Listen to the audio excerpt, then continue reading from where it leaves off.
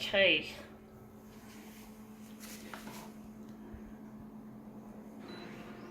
This will be an interesting one. Don't know how big we're going to make it. Let's see if we can make it really nice. Stupid arm's itching. Sorry, folks. Yeah, scratch, scratch. Let's see how we go.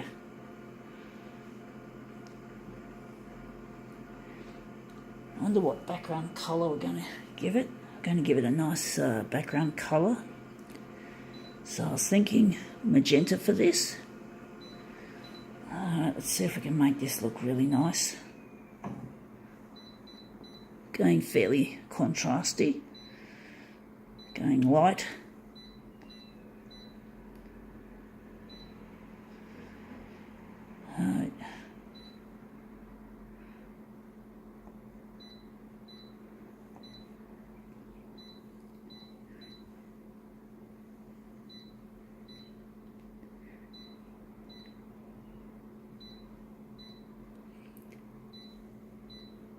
Okay, let's see if we can make this come up nicely. Okay, it is an empty bag. Used to have Boost Bites. These are really delicious. These are recommended. I really like these. You can eat lots of them without feeling like you're sick of them. They're really nice kind of flavour, crunchiness, the texture. Really nice with a cup of tea, maybe a coffee. I normally have these at home with a cup of tea. I normally drink coffee when I go out. So I have these with a cup of tea. Really nice. Cup of English breakfast, to be quite exact. Really tasty. Now that looks interesting. Yeah, you can see the word boosters on the whole page, and you can see little bits of magenta here and there. Not much, a very subtle and stabilising image. It's got it in big bold letters now. Isn't that funny? Very strange. Photocopiers, especially Konica Minolta. Konica Minolta are really a funny brand of copier. I don't know why I think they're funny. They're just a pain in the ass when it comes to them loving to make money without caring as much about the product and the people who it services. So let's see how that looks.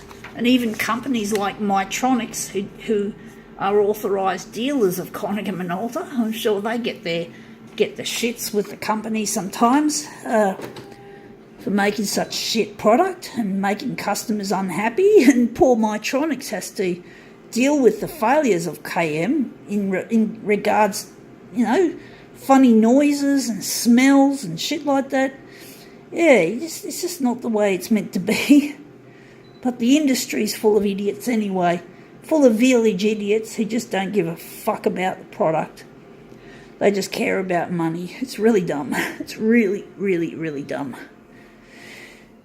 But I can't do nothing. I've got no say in it. I don't work in the industry and I can't. I'm disabled, so I can't work like these people. I can't work in the industry. I've tried. Let's see how we go. But we're doing what I'm capable of, and this is what I do best. And part of my demos is to critique the machinery as well as use it creatively. So I've got to critique it. I've got to be honest about it. So I'm just using this art as a way of pushing the machine beyond what it usually gets used. But the only thing I'm saying about beyond is that it's not talking about the number of copies I'm doing a month.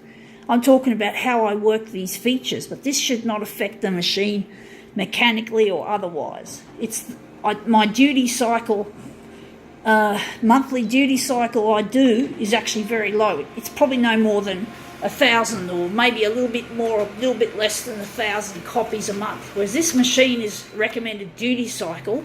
I got this off the Konica Minolta page, and if I remember correctly, it said 10,000 copies is the recommended duty cycle, in so many words, for this machine, this model.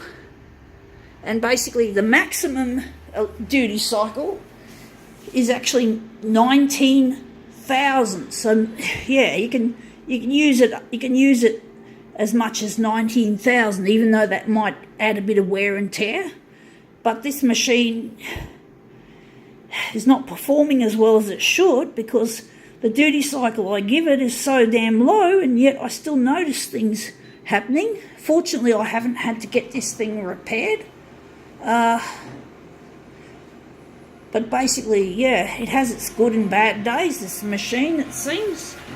But I don't feel it's up to standard. That a company making a lot of money should,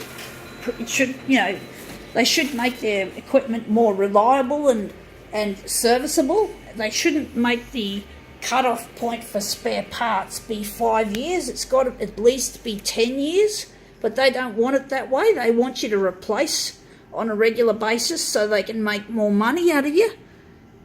And it doesn't look good for Mytronics either when you have to do that. I'm sure Mytronics would love it if Konica Minolta could make their equipment last at least 10 years instead of 5.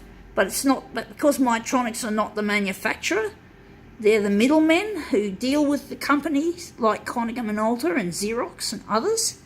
And basically, these big companies, what they say goes, and poor Mytronics often gets caught between the customer and the and the manufacturer, because the manufacturer says no more parts for your C353.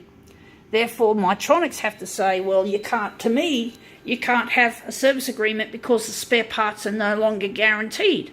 So it makes Mytronics look bad, but it's not Mytronics' fault. It's Konica Minolta, because they're the ones stipulating that the spare parts have to be, that you have to replace the machine because the spare parts are no longer available. So that's not fair on anyone except fucking Konica Minolta, the only ones who fucking benefit, and they're probably laughing their way all the way to the fucking bank, the bitches. So this is what I say to Konica Minolta: sit on this and gyrate.